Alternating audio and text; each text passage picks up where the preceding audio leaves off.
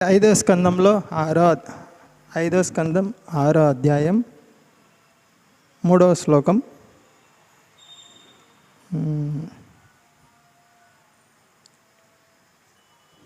స్వభావరీత్యా మనసు అతి చంచలమైనది.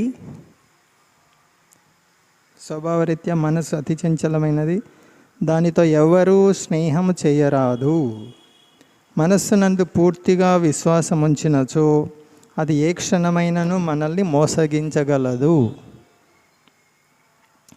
శివుని అంతటి వాడే శ్రీకృష్ణుని మోహిని రూపమును చూసి కలతకు గురి అయ్యాను. సౌభరిముని కూడా పరిపూర్ణ యోగస్థితి నుండి పతనం చెందెను. సౌభరిముని ఎందుకు పతనం చెందాడు? దానికి ముందు ఒకటి వైష్ణవాపరాధం వల్ల భౌతిక భోగ వాంఛ రేకెత్తుతుంది. ఒకదాని తర్వాత ఒకటి, ఒకదాని ముందు ఒకటి ఉంటుంది.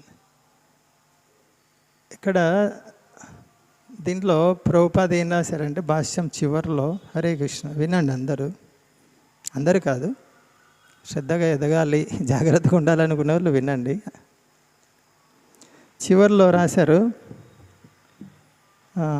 హరే కృష్ణ మహామంత్రమును జపించెడి నియమమునే అంటిపెట్టుకొని ఉన్నచో శ్రీల హరిదాస్ ఠాకూర్ అనుగ్రహముచే మనము స్త్రీ మోహము నుండి బయటపడగలము.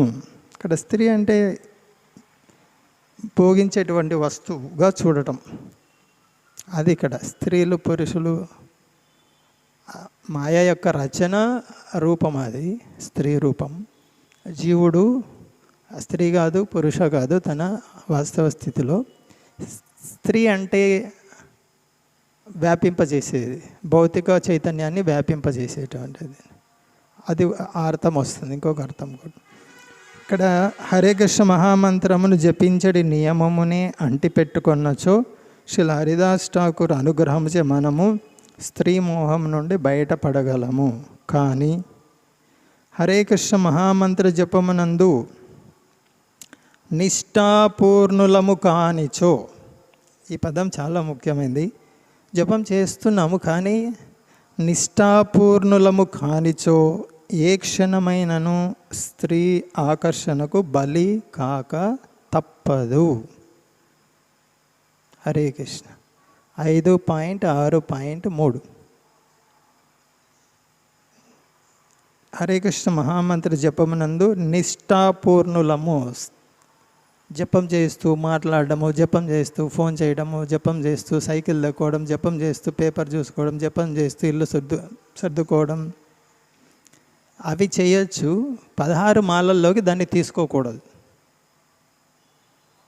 జపము అధికంగా దాన్ని చేసేటప్పుడు చేయొచ్చు. జపం చేసుకుంటూ, వేరే పనులు చేసుకుంటూ, జపం చేసుకుంటూ, బండి నడుపుకుంటూ అవి చేయొచ్చు, తప్పులేదు.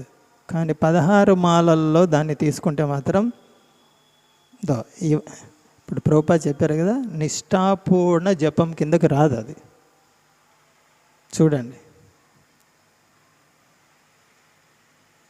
దానివల్ల శక్తి రాదు, మనకు ఆధ్యాత్మిక శక్తి రాదు.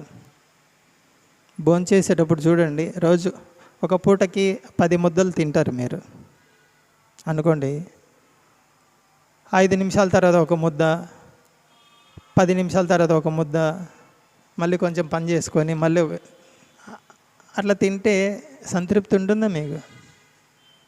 ఒకేసారి ఎన్ని పనులను ఏం చేస్తారు? పనులన్నీ సర్దుబాటు చేసుకొని లేదా కొంచెం వాయిదా వేసుకొని కూర్చొని 10 ముద్దలు ఒకేసారి తిని మళ్ళీ పనిలోకి వెళ్తారు. దాంట్లో ఏమో అంత శ్రద్ధ చూపిస్తాం. దీంట్లో 16 మాలలు ఏమి, సగము జపం, సగం ఒక చేత్తో చేసుకుంటూ, సగం ఫోన్ మాట్లాడుతూ, సగం ఇది చేసి, హరే కృష్ణ, అది నిష్ఠాపూర్ణ జపం కాదు అది. మీకు ఇది పనికొస్తుంది అంటే గుర్తుపెట్టుకోండి. 5.6.3 చిట్ట చివరిలో రాశారు, భౌతిక భోగానికి ఎందుకు ఆకర్షితులు అవుతారు. ముఖ్యంగా ఏం రాశారు? ఏ భోగం? మైథున భోగం. మైథున సుఖంకి ఎందుకు ఆకర్షితులు అవుతారు చెప్పండి. ఇప్పుడు చదివిన దాంట్లో ఏం కారణం? హరే కృష్ణ నిష్ఠాపూర్వక జపం లేకపోవడం. 5.6.3. ఓకే, హరే కృష్ణ. లక్ష్య సంకీర్తన